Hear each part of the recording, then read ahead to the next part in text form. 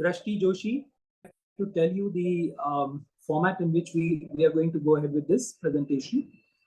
As we are 8 of us, so roughly we will be giving you 6 to 7 minutes for presentation, and please stick to the topic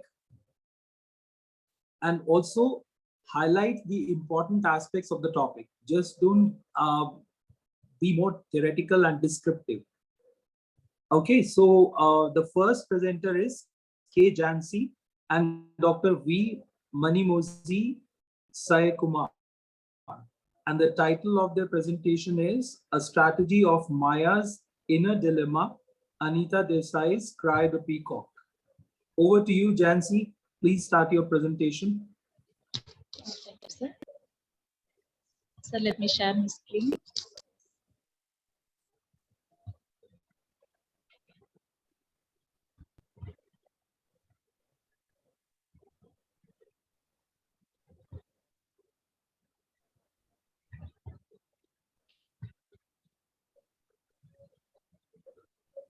Sir, my screen is visible? Not yet.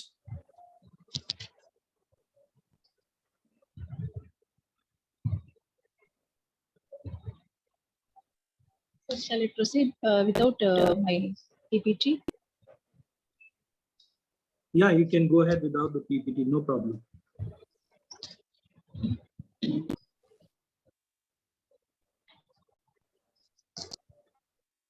Yes, Jansi, go ahead.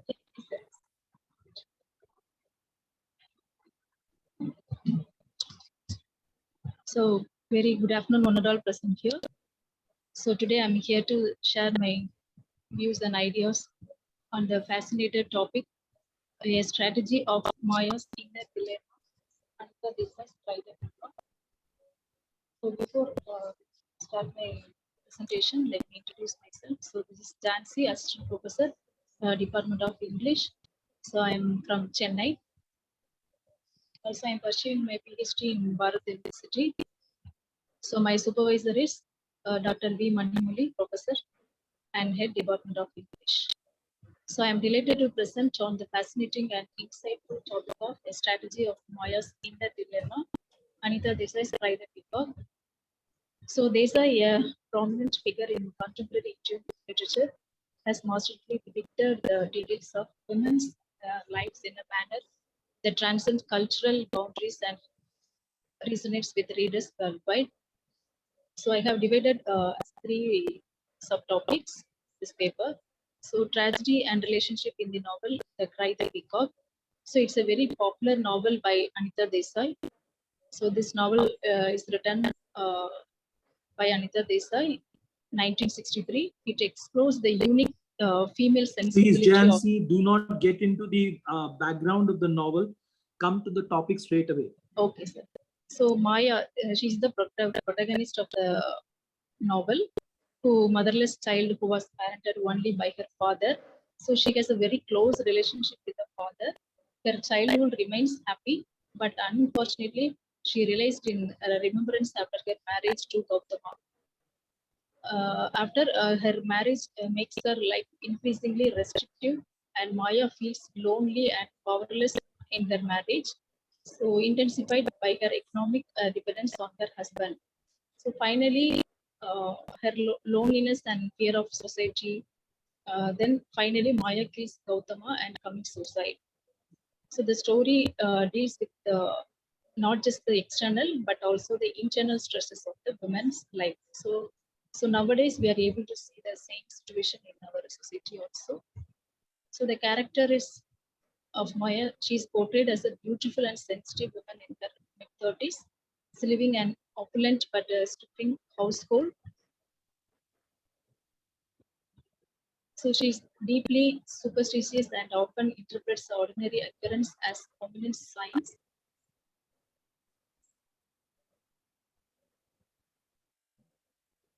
So Maya is married to Gautama, an emotionally distant and rational man. So their marriage is devoid an emotional connection which extends her loneliness and dissatisfaction with her life. So the main theme is loss and loneliness. The loss of her little brother during her childhood left her feeling isolated and neglected by her parents. So this sense abandonment has contributed to her emotional uh, and her longing for meaningful human connections. So the next novel is Fasting and Feasting. So in the novel, uh, so we have two characters. The first one is Uma, who is stuck living with her parents, and Uma wanted to study in abroad, but unfortunately it is denied for her. At the same time, Uma's brother Arun, who is able to study in abroad. So here, Uma's life is comparing with fasting, and Arun's life is comparing with feasting.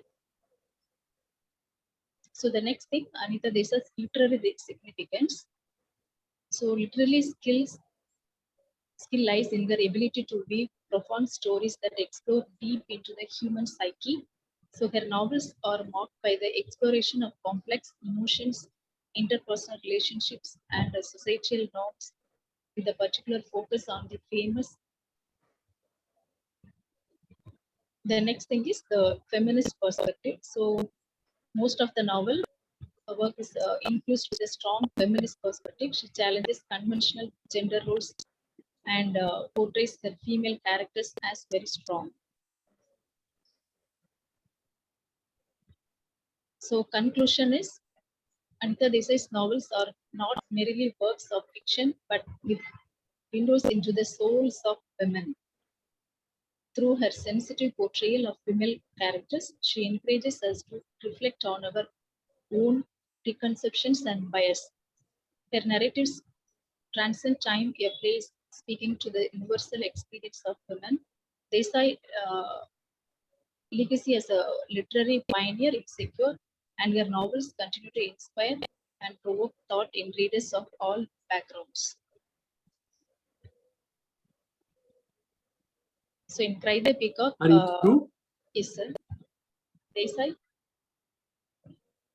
Yeah, are you through? beautifully I said. depicted Maya's character, how she's going through the inner stress and pain. Sir,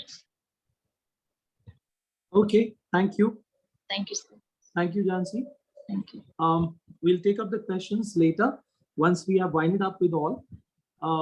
Next presenter is Harshita Poshwal.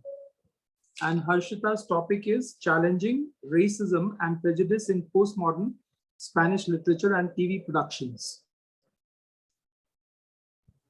Over to you, Harshita.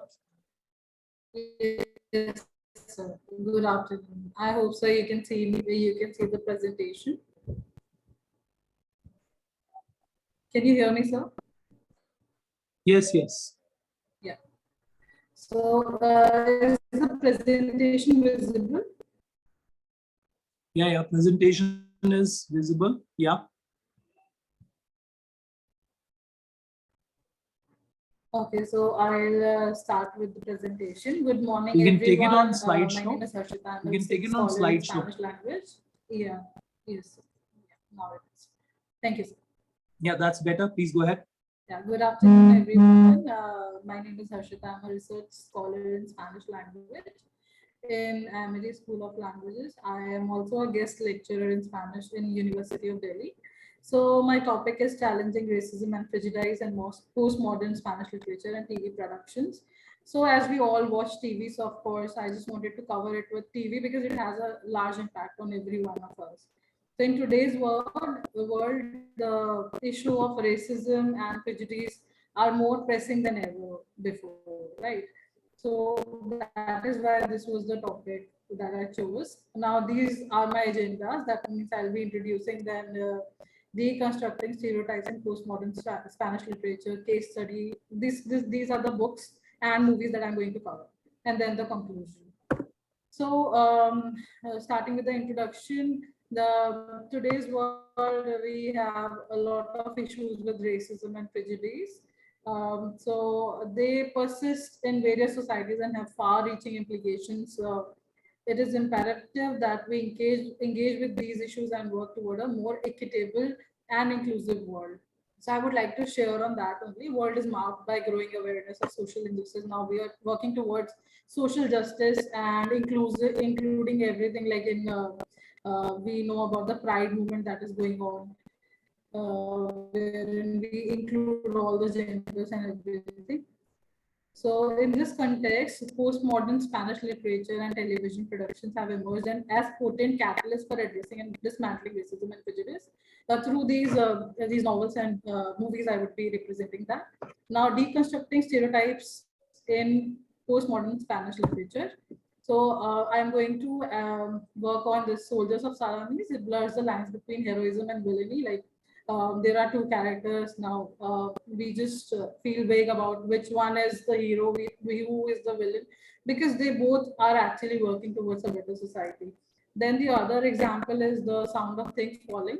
Here, Juan Gabriel Vasquez, who is a very prominent Spanish writer, highlights about the societal views, socio-economic factors, which can impact actually the inclusiveness or exclusiveness of any gender or any kind of racism that happens. Okay, so one exemplary work that illustrates the power of deconstructive stereotypes is Soldier of Salamis. This novel takes a historical account of Spanish Civil War and transforms it into a narrative that deliberately blurs the lines between heroism and villainy, as I said. Then again, the other examples I've given. Then, yeah, this I've already explained. So then the Sounds of Things Falling, it is from Juan Gabriel Vasquez. This is a novel. So here the political narratives, because see, politics also has a very big impact on our lives, because what our main political figure is talking about something is what we feel. Sometimes we feel the way that they are feeling. So we always relate to politics, novels, or movies. So it encourages readers to understand broader socioeconomic factors that have contributed to the drug trade's prevalence in this novel particularly. Now, fostering cross-cultural dialogues and inclusive representation. So I've also included Najat El Achmi, a writer. She reshaped the narratives of Spain, particularly writes about women. The novel that I'm working upon here is it dwells into identity, displacement, and immigration experience in Spain, challenging stereotypes and offering a perspective often marginalized in mainstream discourse.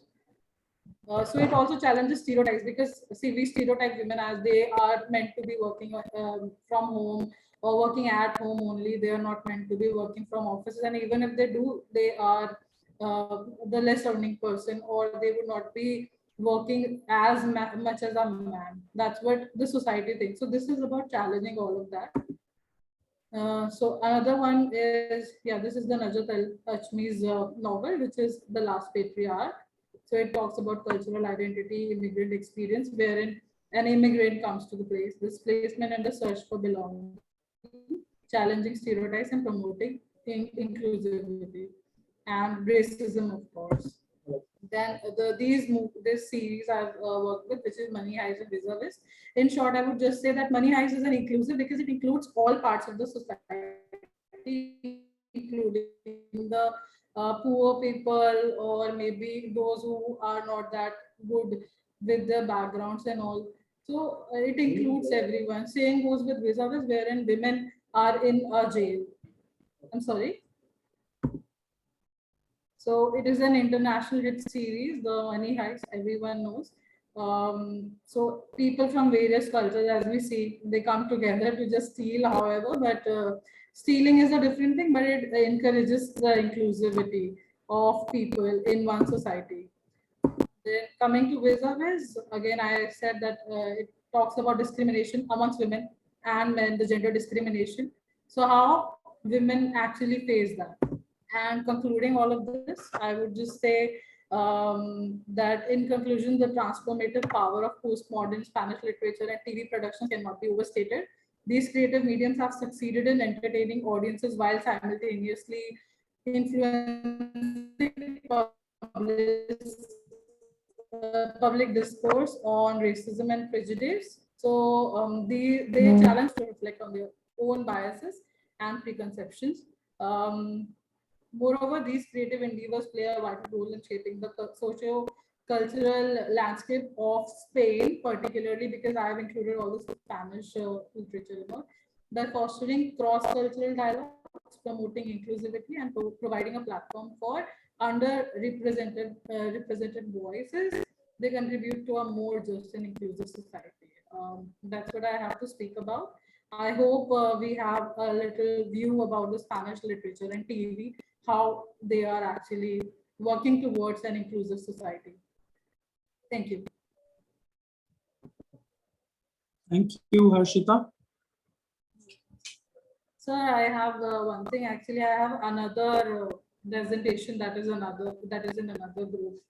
So if it is possible, can I join that and then come back? Okay, then just a quick question. Yes. Why Spanish literature and TV productions? I see the common link thread is challenging stereotypes, right? Right. But when we are taking up a literary work and a creative work, so don't you think there is a difference between the two? So there is a difference between the two, but the audiences is actually involved in both of them equally. So there are audiences which are more into reading and they get impacted by the literature. There are audiences which are more into watching television, watching movies, and specifically with movies and television, because nowadays the new generation is more comfortable with TV and these web series. So they of course have an impact on our society and what our thoughts are. So they are definitely mind changing or game changing for everyone. Okay, just a suggestion. Yes. What you have to speak, actually, you don't write it in the slide. The slides ideally should have points, like in the, I think, slide number 2, 3, you've written it in first person that I will do this or something in first person. I don't remember the exact words. Right. So what you have to actually say in your presentation, that doesn't go in the slide, right? So that's just a suggestion. That's all fine. Yeah. Your presentation was all okay. Very nicely made. All the best. Bye-bye. Thank you, sir. Thank you. Our next presenter is Trushali Shantibai Dudia. Her topic is Reimagining Indian Myths on the Silver Screen, Unveiling the Transformative Journey in Indian Cinema. Please take over, Trushali.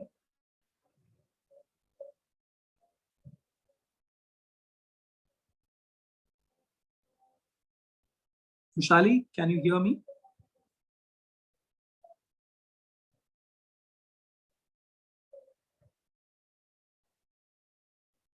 Trushali?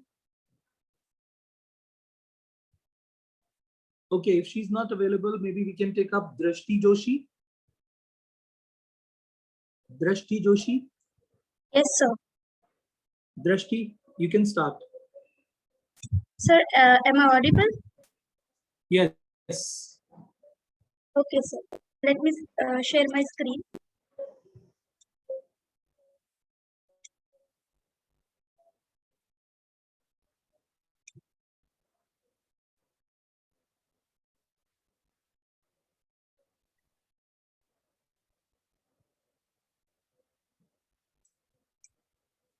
Okay, sir. Is that okay?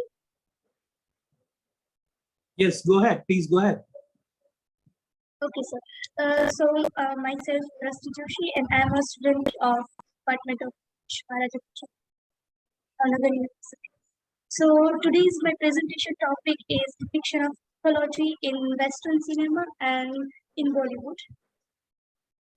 So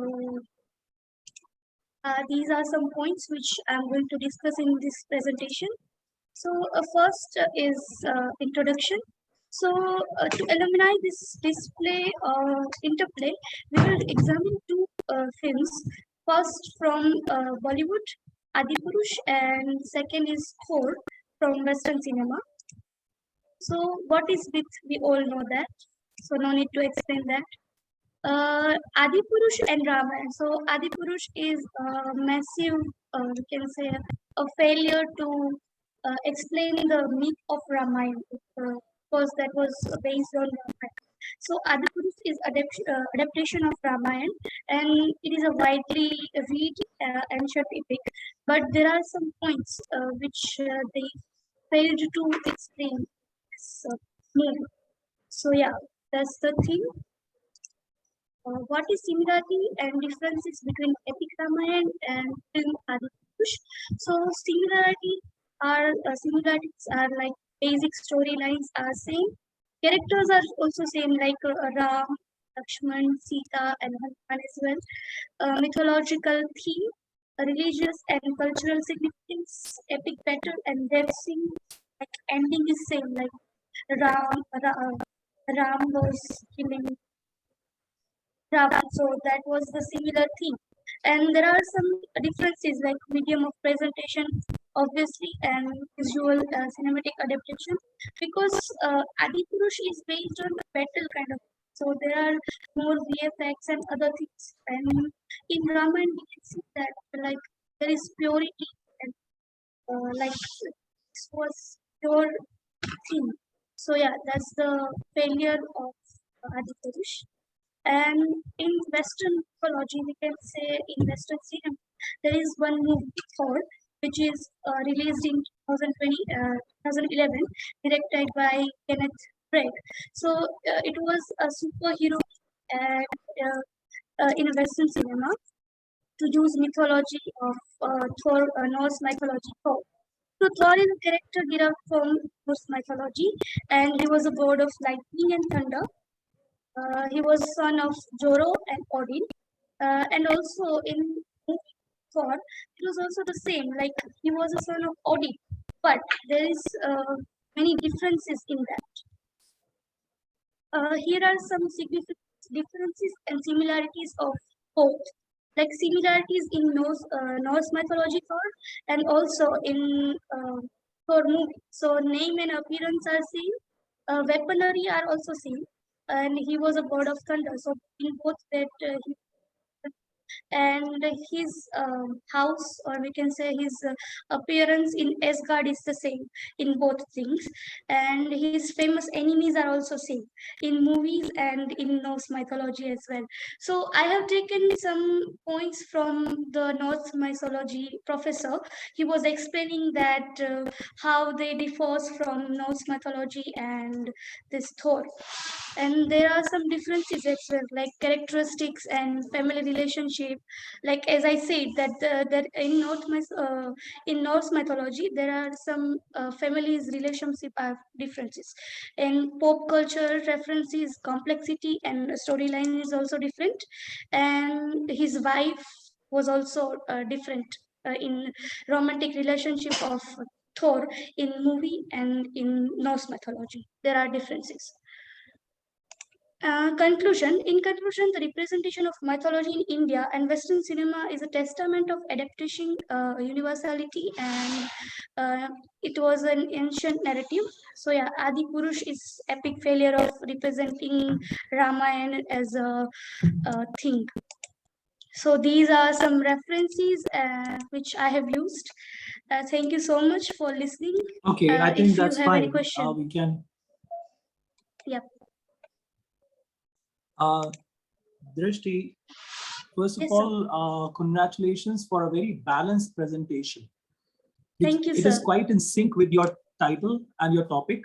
So for me, it's a very good presentation. Congratulations for that. Thank you, sir. Yeah. Can we move on to the next presenter? Kanika Bhalla. Kanika, can you hear me? Yes, can you hear me? Yes. Please go ahead. Okay. So I don't have any presentation with me. I'll just go on speaking if that is fine. That's okay. No problem. Go ahead. Yeah. Okay. Hello everyone. I'm Kanika Bhalla. I'm an assistant professor of English at Guru Kashi University, Bathinda. So the topic for my presentation today is reading conflict in Punjabi folk songs, feminist analysis.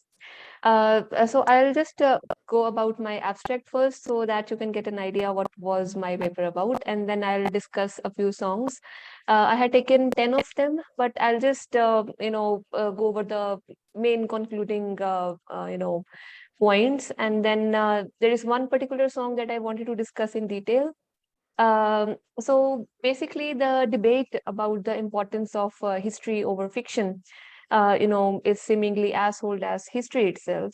And oral or folk narratives, which constitute an important part of people's collective consciousness, play a significant role in defining the identity and behavior of a race. The genre of Punjabi folk songs is one such domain in which an idea gets developed and then accepted by people as well. And one can even perceive the Punjabi folk songs under the lens of feminism and claim that these songs contain an echo of the past, but the medium and the reason for the dissemination impact the present in a very definitive manner.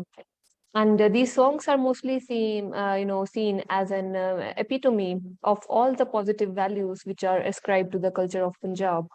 But it's not very difficult to read various conflicts in them. So you can see class conflict, gender conflict, familial conflict, even caste conflict. And my paper, currently read into all of these forms of conflict in the folk songs, and through them historically trace the lives of Punjabi women.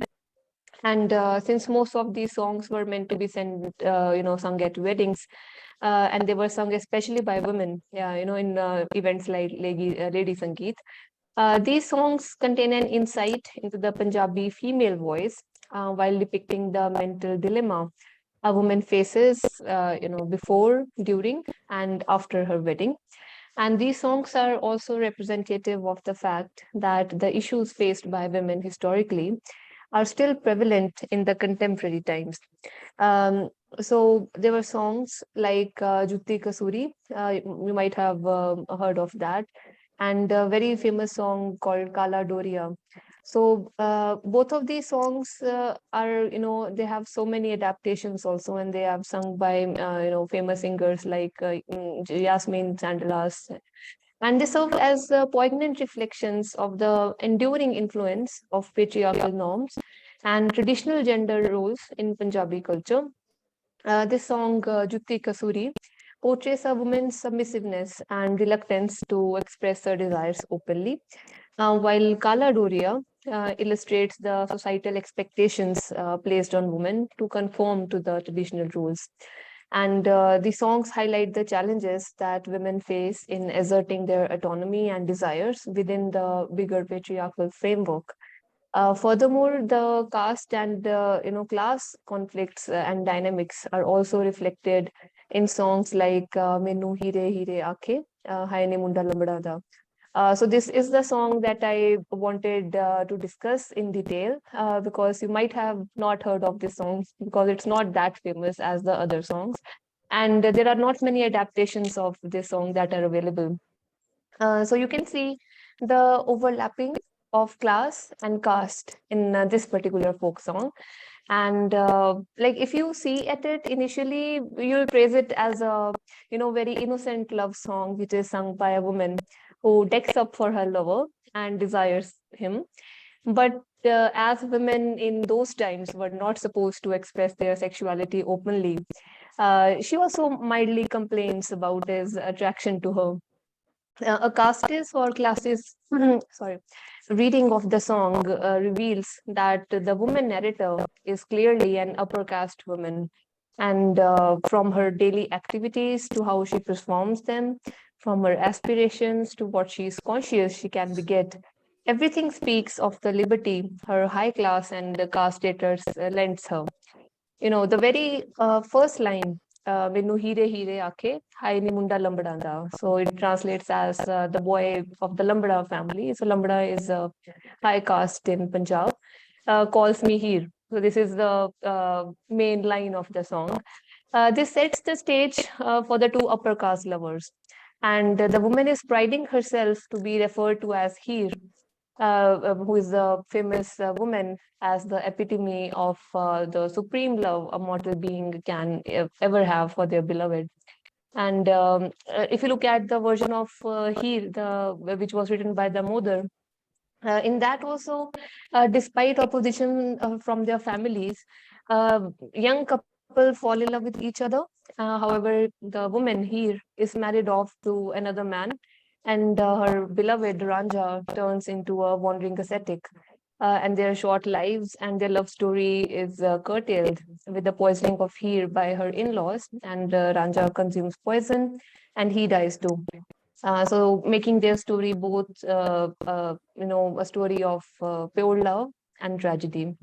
Now, when this woman narrator compares herself to Heer, so she is romanticizing the boy's love for her. And to win his constant attention, she also indulges and beautifies herself for her lover. For example, in the song, she says that I bathe with curd daily, and I go to garden to collect, jasmine and other flowers, and to the well to fill her pots. Kanika, could Uh, you please wind up? yeah, sure.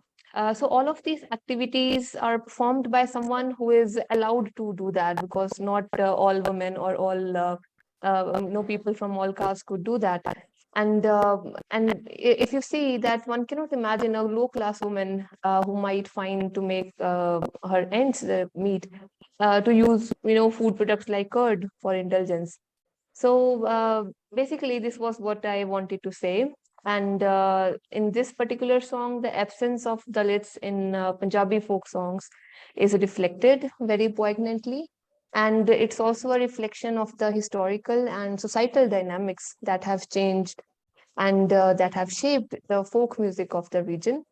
So while Punjab, which is a very fertile land known for its vibrant culture and rich musical heritage, it also has a long history of societal stratification and caste divisions, and marked by the lack of representation for Dalits, who have been historically marginalized in the region. Thank you, as well. Kanika. Yeah. Thank you. Thank you. Thank you. Next presenter is Alisha Sally. Alisha, can you hear me? Alisha? Yes, sir. Yeah. So Alisha's topic is folk tales as counter narratives, a study of Reema Das's Bulbul Can Sing. Over Yes, to you, sir. Alisha. So let me share my screen.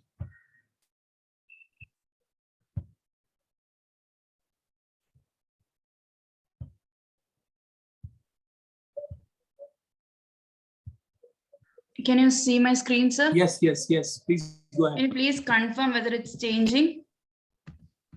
Yeah, it's changing. Okay, thank you. So I'm Alisha Sali, research scholar from Kerala. The title of my paper is Folktales as Counter Narratives, a study of Reema Das's Bulbul Can Sing.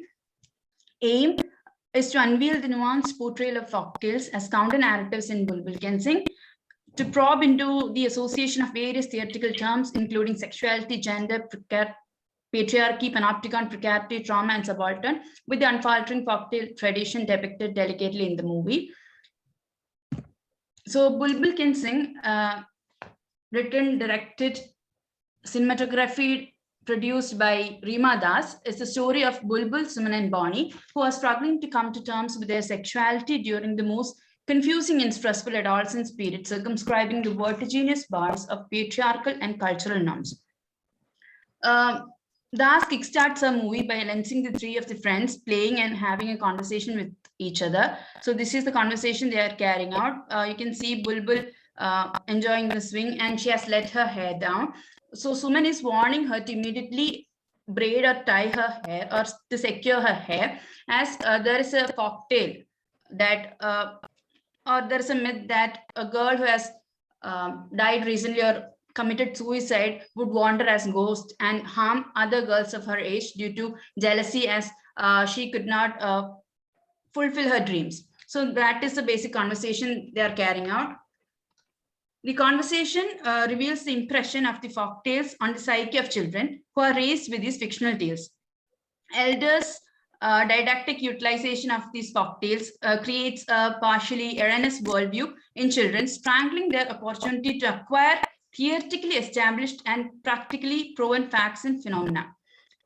So what is the legitimacy or authenticity of these folktales? Their age depicts their authenticity or legitimacy. The legitimacy and authorship of folktales is in consensus with Michel Foucault's position in his authorship, What is an Author?, where he states that epic stories, folktales were well taken and disseminated without questioning only on the basis of their apparent age, And I have also studied Benida Rajkova, who has written Assamese Demonology, where he has given a detailed description of Assamese indigenous ghosts. And I have stated some of the names of the female ghosts that he has mentioned in this text. You can read from my slide. So on reading the text, I couldn't find any evidence to validate Suman's tale, Suman's warning regarding the girl ghost roaming around. So even though the text cannot be considered as a wholesome compilation of Assamese ghosts, it can be utilized as a reference material. Now moving on to how folktales upholds, establishes, and propagates patriarchy, and how patriarchy performs the role of panopticon. The warning of Suman through the law transferred to him by elders, regardless of the absence of evidence, to vindicate the authenticity of folktales, caters to the perpetuation of patriarchal norms that ultimately correspond to the regulation and confinement of women's lives. The utilization of folktales as an indirect didactic strategy has patriarchal undercurrents. The seemingly uncomplicated and unthreatening act of restricting girls from leaving their hair open can be considered as the fundamental step taken to maintain feminine subjectivities. Patriarchy stimulates women to internalize particular norms and narratives as natural and worthwhile. Therefore, women knowingly or unknowingly propagate these folktales and chain themselves as well as the future generations. Now, Suman performing the role of patriarch and the panopticon. The character of Suman unwittingly surveils Bulbul, personifying Jeremy Bentham's panopticon. Being seen as a trap, Bentham established that authority should be evident and unverifiable. Suman unintentionally performs patriarchy and establishes a panopticon. Folktales are the power discourses that are evident and unverifiable. Through this oral tradition, patriarchal norms and power structures are established, perpetuated, and maintained to privilege men and confine and surveil women invariably. Now we can see a shift in the perspective. We can see how Suman moves from the advocate of patriarch to a victim. Suman, who unknowingly tries to redirect Bulbul from the path of deviancy, is himself diverging away from the established modes of unintelligibility. The sexuality of Suman is questioned by society, especially his peer from school, due to his constant mingling or association with Bulbul and Bonnie. It is endangering his sexuality as he is interacting with his girl friends, in quotes, by disregarding gender hierarchy that is said to underwrite heterosexual relations. The film bravely yet wonderfully depicts the femininity wielded by his masculine appearance. The three of the friends are always stuck together. They do everything together, including bathing, applying makeup. You can see the pictures here. Playing, studying, everything, they do it together. So gender or sexual orientation were never points of differentiation or debate among them. So now, oblivious to the phenomenon of social construction of gender, the boys at... Alicia, please wind up. Yes, sir. Yes, sir. The institutional body discipline, oversight, and punishment breed the body accustomed to external control, thereby cultivating and increasing docility of bodies. Suman and Bulbul are subjected to distinct forms of monitoring and punishment. If Bulbul is regulated using folktales acting as power discourse, Suman is surveilled and humiliated to invalidate his sexual deviance so that he performs masculinity that conforms to his body. This induces a kind of trauma in him, as Kathy Garrett defines trauma as wound wreaked on the mind and not on the body. So he is in a precarious condition, inducing trauma and identity crisis. There are other mentioning of folktales in the movie as well, where we can find a scene where Suman is trimming Bulbul's hair, and Bulbul's mother is warning Suman not to cut hair on Saturdays as she finds it inauspicious. And there are several other things which I cannot mention due to time constraint. And one more thing I would like to say. There is a transition of Bulbul. We can find a transition in Bulbul's character from subalternity. Bulbul was a girl who could sing beautifully in solitude, but became hesitant in presence of the eagle eyes of audience, which can be ascribed to the subaltern status,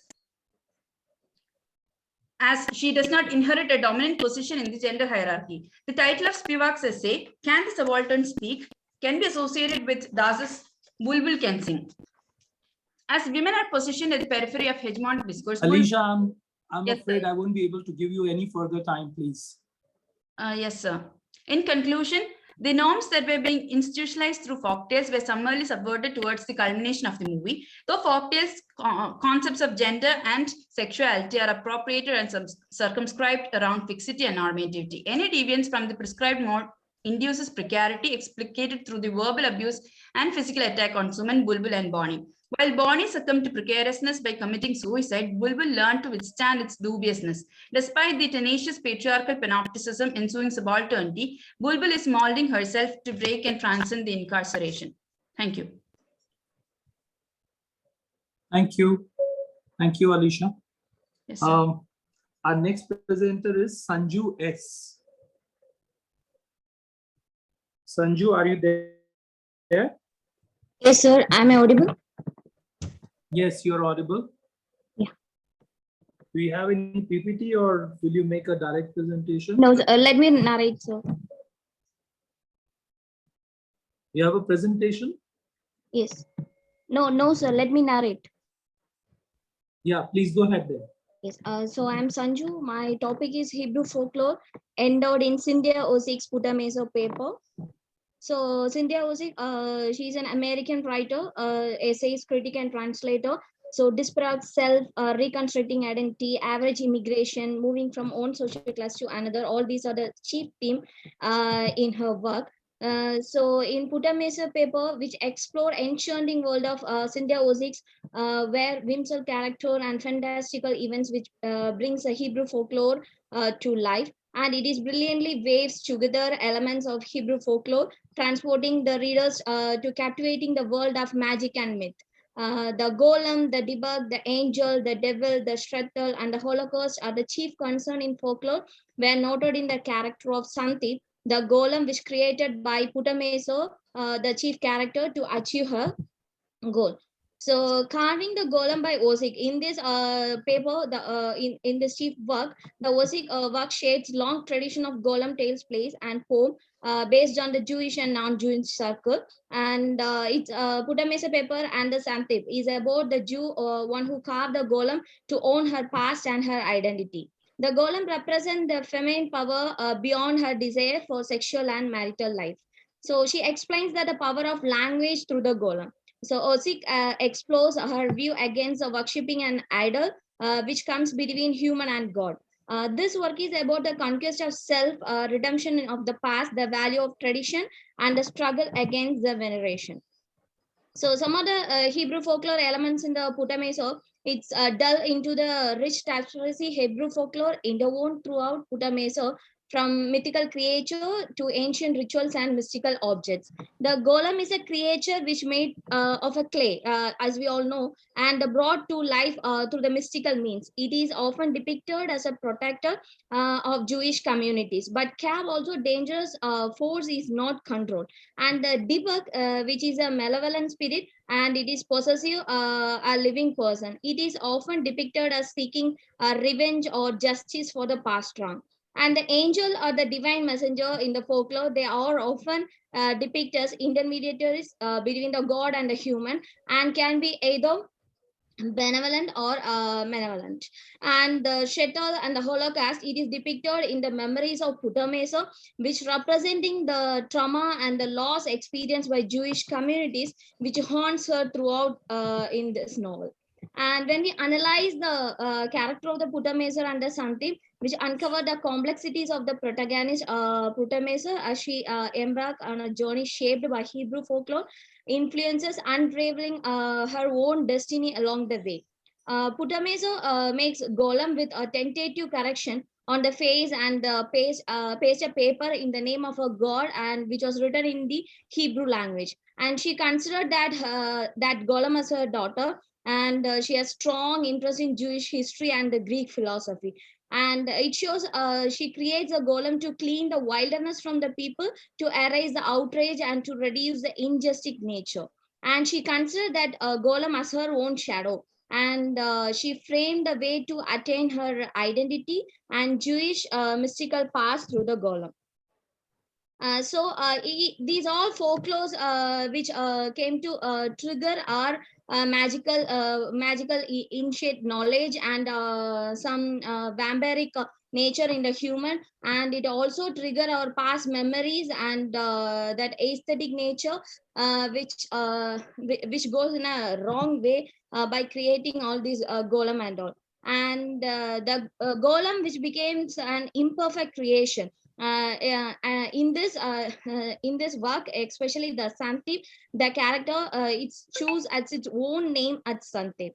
And the horror thought its master create an imperfect nature in the golem, and it wished to color its own dream. And the master's hidden self possessed by an order, so it's completely terrible. And it requested and also fight with that master of that own golem, that I want a life of my own. My blood is very hot, and this shows the cruel creature. And that in Jewish mythology, in this narrative, which unearthed the significance of Jewish mythology, which enriching the narrative of the Putameso, giving depth and meaning to the characters' inner struggle and triumphs. And the folktale, which works to limit the threat, the female power by appropriating to the male rabbi, the most powerful act available to women in traditional culture, the ability based on biology, sexuality, and the creative life. The main theme is about the fate and destiny in the Putameso, which explore the profound themes of fate and destiny. The character navigate the and intricate web of Hebrew folklore and shaping their lives and altering their paths. So this Santip, which reflects as a female demon with the memories of Putameso and what she wished to be. And Vasik portrayed the incident of rejecting Golem with the suicide and infanticide because that Putameso noted this Golem as her own shadow and considered that as her own daughter. And Golem is a pack of redemption of the past memories. So finally, concluding this, this reflection on the captivating journey through the Hebrew folklore in Cynthia Vasik Putameso, which leaving the readers with a newfound appreciation for the power of myth and storytelling. Because the Osik drawn the supernatural transformation in her works from the dark side of Jewish mysticism. So cultural changes and sacrifice language and the customs which lost the difference and cultural degradation, which create the minority complex in the mind of immigrants and create evil sense towards them and others. So Osik's writing, which always encouraged the young generation to know about their history and overcome their past memories with the constant thoughts. That's it, sir. Thank you. Thank you. Thank you, Sanju. Do Hello, we have sir. Trushali? Hello, sir. Trushali? Yes. Yeah. Am I audible to you, sir? Yes, Trushali, you're audible. Now, Okay. you have just 5 minutes to present. Please restrict yourself to 5 minutes. Okay, sir. Let me share my screen. Go ahead.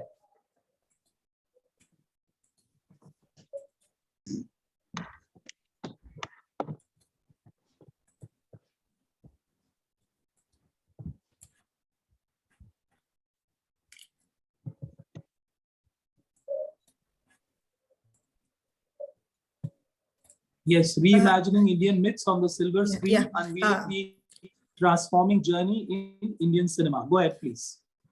So, hello, good evening, everyone. I am Trushali Dodia, a student of English Language and Literature, pursuing my master's from the Department of English, MK Bhavnagar University. My topic is reimagining Indian myths on the silver screen, unveiling the transforming journey in Indian cinema. So, I will begin with the introduction of what I'm going to deal with the topic. So our Indian culture has like so many myths which denotes the national identity, beliefs and values. But after some time and through the transformation of time. As time passes, our this cultural folklores and myths are being transformed in one form to another. So here are some ways and mediums to expression of myths. Like earlier we were having traditional myth, a traditional oral tradition of telling myths, then it came in literature, art, and now in the 21st century with the advent of this audiovisual medium, all the myths are being represented and revived through cinema.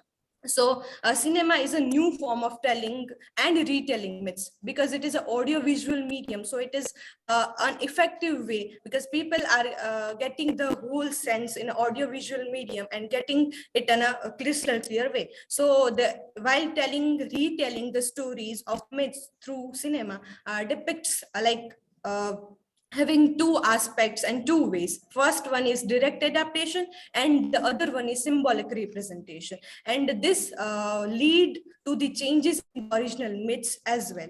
So here I have taken some of the movies, 3 to 4 movies. So Ravan is basically based on the Ramayana, but it is in the ways to represent the characters with the modernization, and characters are modernized, but the core of Ramayana remains the same. Like Bira is Ravan, sword as Ravan, Dev is Ram, and Ragini is Sita. So here are some comparative studies, like sister of Bira and Ravan sisters, both the Bira and Ravan taking the revenge and going for their sisters' insult, and they both are fighting for that. Bira abducts Ragini and Ravan abducts Sita. Here the polygraphy test is the modern form of Agni Pariksha. So throughout this movie Ravan, the core of Ramayana is being conveyed, but there are alterations made.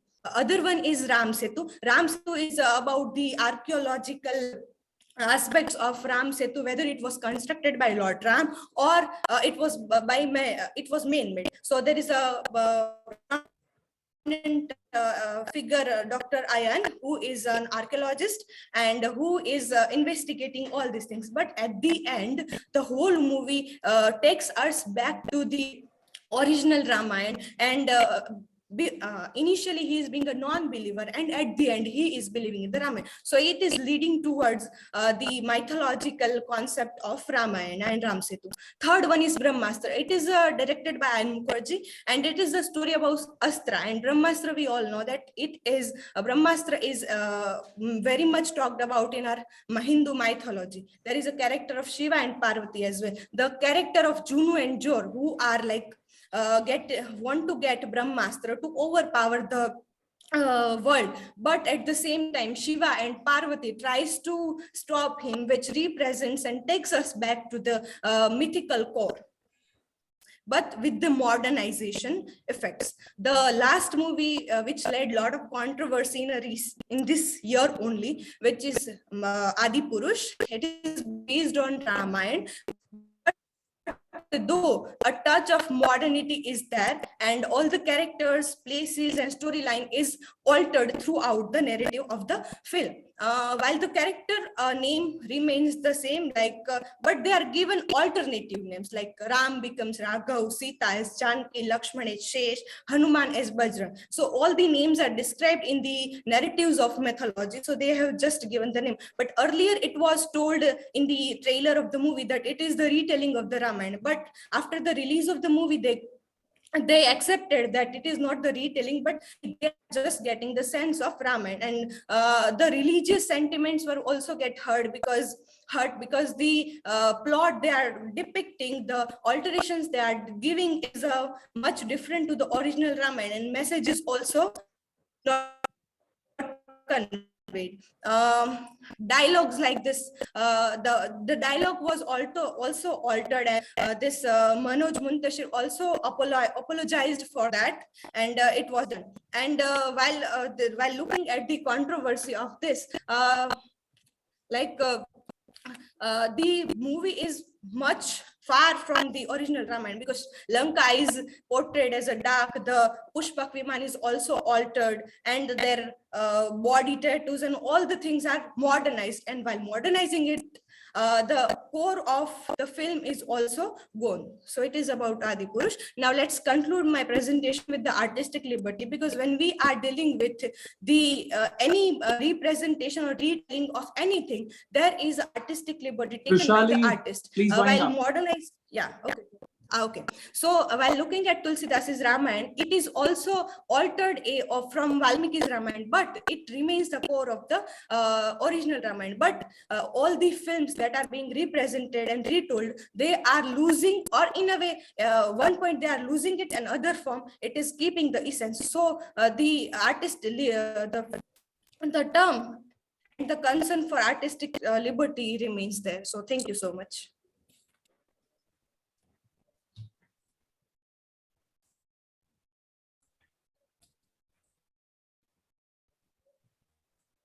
Okay, thank you. Thank you, Trishali. So I'll begin my comments from Trishali. Trishali, Excuse me, I sir. was actually looking at the transformation, Excuse me, sir. the transformative journey on the silver screen. Hello? Yes, Sir, I didn't present it yet. who's that? Ajit Philip Ebenezer W, sir. I am numbered as 13. In the updated Ajit? sheet, it is mentioned as yes, Ajit Philip Ebenezer W from Bharat University. Your name doesn't figure up in this list. But sir, in the updated list which we received yesterday, it is mentioned as session 4. I numbered as 13. Okay, go ahead. You have 5 minutes because I have to wind up the session by 4:30. Yeah. I have to start Yeah, okay. another session. So Sure, please sir. be Sir. quick. So, sir, I'm also left to present the paper. Okay, sir. Let me start. Shabnam Khanam. Yeah. Yes, sir. Yes, sir. Okay. Let me start. 5 minutes to each of strictly by the watch. Okay. Ajit, please start. Yes. Sir. Yes. Give us just the crux of your presentation. Okay, sir. Okay.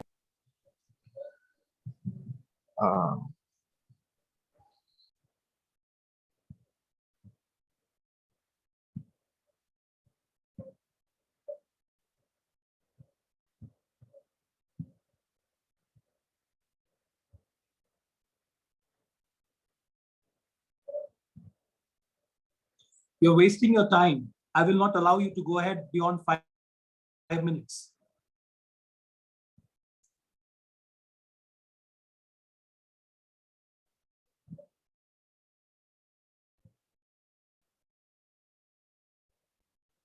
Ajit, are you there? Shabnam, you can begin in the meanwhile if he's not there. Okay, sir. Good afternoon, everyone. My name is Shabnam Khanam. I'm a PhD scholar in Jadavpur University. Today, I'm going to present my paper in Confined in Chaos, reading the journey of Rohingyas from ethnic cleansing to displaced refugee through Azim Ibrahim's The Rohingyas Inside Myanmar, Hidden Genocide. The paper is actually all about their extermination, genocide, and ethnic cleansing that they have suffered in Myanmar. The paper outlines the journey of Rohingyas from stateless community to displaced refugees. Rohingyas, a Muslim confessional group living in the northwestern province of Rakhine and Arakan district of Myanmar, have been subjected to forced immigration and displacement due to violent clashes and insurgency between the Myanmar Muslims and the Buddhist and government security forces. Moreover, 4 lakh Rohingya Muslims have fled from Myanmar in August 2017. Violence has been described as a textbook example of ethnic cleansing. Various myths and propagandas have been used in order to exterminate them. This genocide is not only one day or 1 year, it is going on through centuries. By United Nations High Commission or UNHCRH has also termed this as a textbook example of ethnic cleansing. To be precise, Dr. Azim Ibrahim's book, The Rohingya Inside Myanmar Hidden Genocide, is an important contribution portraying the dilemmas of Rohingyas, grabbing international attention.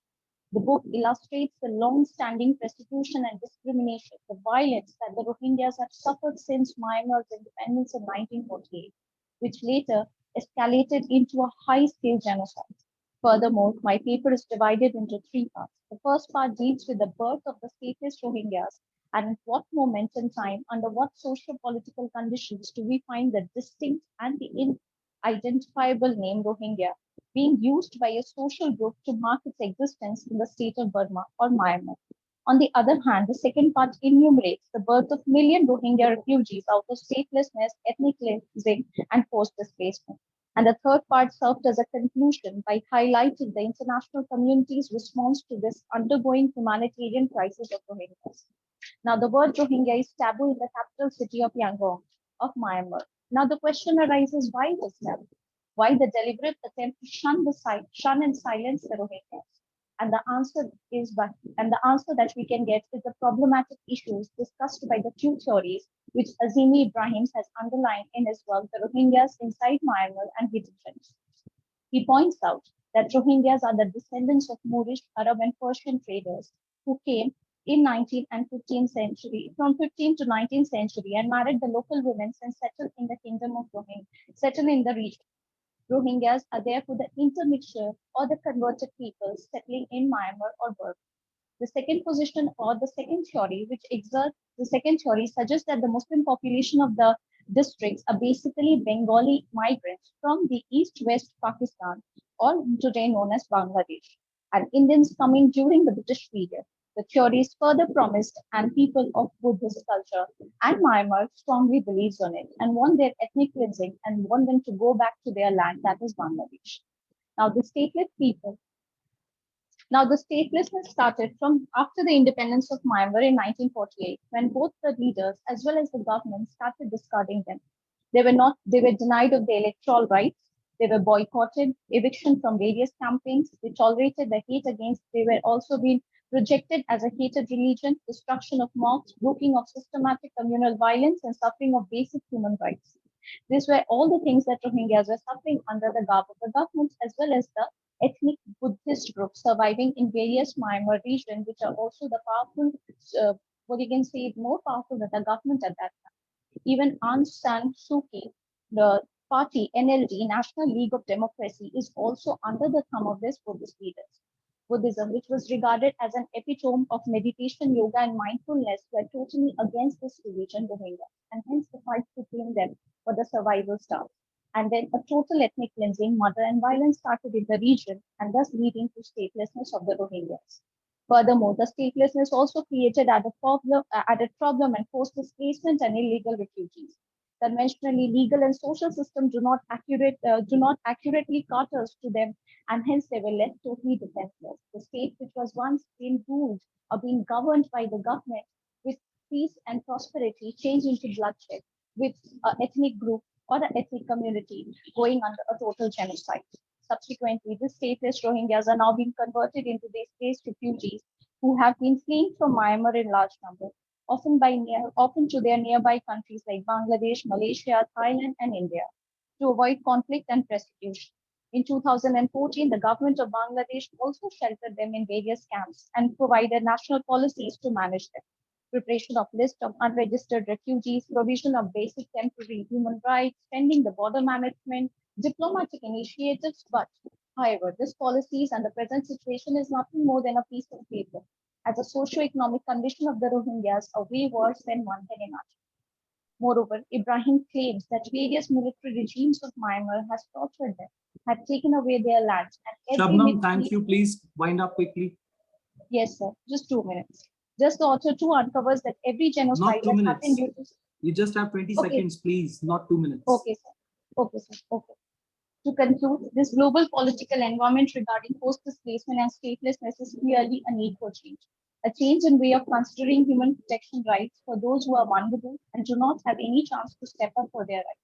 Statelessness put many people at heightened risk and forced displacement, and forced displacement may lead to people to heightened risk to become statelessness. Thus, the people of Rohingyas need a humanitarian access and needs of flight to go back to their own country and the land that they really deserve. Thank you. Thank you. So first of all, congratulations to all the presenters for making their excellent presentations. I'll just give a brief overview of what all you all people need to be careful about. because I would not be able to give individual comments. The first thing that I would like you people to take care of is, please ensure that your presentation is in sync with your title. I found that very appropriately done with Harshita and maybe one or two of you. I'm missing out the names. So your presentation has to be exactly in sync with the title that you've given. Second, your title has to be very crisp and clear. Like there is this first title by Jansi. What is this? This strategy of Maya's inner dilemma, that your paper says a strategy of Maya's inner dilemma. But in the presentation, I did not get to hear any strategy. That means that inner dilemma is a strategy. That is what I gather from the title, and I was expecting the same in the presentation. It did not come up. So these are things which you need to be careful about. And the other thing is, when you're making a presentation, leave the slides for the readers to read. You don't read out of the slides. Please, that's not what is an ideal presentation. You can come up with points, because if you cramp up these slides with a lot of information, you'll be tempted to read from there and you will not be your spontaneous self. So that is another thing. And there were these insightful papers, quite interesting, and the analysis that was done, especially in terms of the analysis of the popular Punjabi folk songs, which Kanika came up with. So that was also quite interesting. But it could have been maybe, as you said, that means there are certain popular songs and also there are some less popular ones. So from the feminist perspective, when you were analyzing that, so it could have been done in a more denser way. I don't blame you for that, because the time given is less. I'm really sorry about that, because you should have been given at least 10 to 15 minutes, each one of you, to do justice to your paper. But anyway, within the limited time, all of you did quite well. And in Sanju S's paper, I would suggest that there should be a kind of contemporary connect when you're talking about the Jewish exodus and you're connecting it with Jews. So what is happening presently with the Jews, or what the Jews are doing? So there could be some kind of connect that could be established. I'm sure you're talking about myths and storytelling, so that's okay. But some contemporary connect could have been brought up. Then Trushali came up with that transformation, means how that transformation has come up in Indian cinema. If you could have bifurcated it in terms of dialogue, you did say that, but you could have taken up a slide where you could have come up with the dialogues. You could have talked about the fictional element. You could have talked about the original thing. That is how these things are moving, how these things are getting transformed up to Adi Purush. So how those things have come up. So these were some of the things which I thought I'll just suggest quickly. So thank you all and all the best. So I'll take your leave because there is another presentation that I have to attend, another panel discussion. So thank you. Bye-bye. So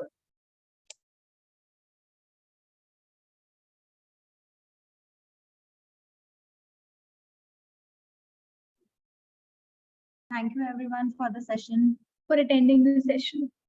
Have a nice. Ma'am, can we